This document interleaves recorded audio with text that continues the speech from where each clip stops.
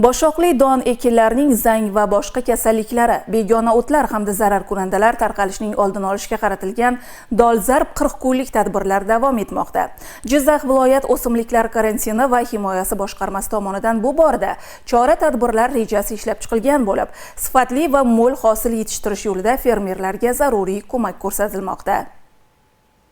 Ayni shu maqsadda boshqarma xodimlari Zomin tumanidagi boshoqli don yetishtiruvchi fermer xo'jaliklari maydonlarini ko'zdan kechirib, zang kasalligiga qarshi agrotexnik tadbirlarni amalga oshirib kelmoqda. Tumanda kunning ayni dolzarb masalasi yuzasidan o'tgan seminarda ham bu kasallikning hosilga ta'siri borasida tushunchalar berildi. Fermer xo'jaliklari rahbarlari taklif etilgan tadbirda yog'ingarchiliklar mavsumida ko'p uchraydigan zang kasalligi va boshqa shu kabi zamburug'li kasalliklar, kunlar isishi sababli ko'payadigan begona o'tlarni erta aniqlash va unga qarshi samarali kurashish yuzasidan fikr-mulohazalar bildirildi. Shuningdek, zaruriy agrotexnik tadbirlarni o'z vaqtida va sifatli bajarish, inspektorlar bilan hamkorlikda belgilangan me'yorlar asosida ish yuritish lozimligi aytib o'tildi. Jizzax viloyat o'simliklar karantini va himoyasi boshqarmasi xodimlari fermerlar bilan hamkorlikda dala chetlari hamda kanallar va kollektorlar, drenajlar atrofidagi maydonlarga mevali daraxtlar ekish tadbirlarini ham uyushqoqlik bilan o'tkazib kelishmoqda. Ko'chatlar ekish uchun fermerlarga tavsiya va tushunchalar berilib borildi. Tadbirimizda asosan mana shu qishloq xo'jaligidagi barcha tuman tashkilotlari,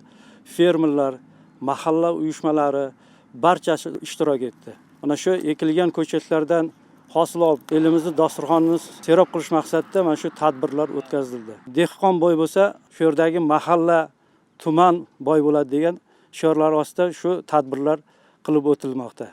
Joriy yilda jami 1799 gektar maydonga 1394 dona olcha, olxo'ri, behi, uzum kabi mevali daraxtlar ko'chatlarini ekish rejalashtirilgan bo'lib, Zomin tumanida o'tgan seminarning ikkinchi qismida ko'chat va urug' ekish ishlarini jadallashtirish, bu borada suv ta'minotiga ham alohida e'tibor qaratish yuzasidan fermerlarga zaruriy tavsiyalar berildi.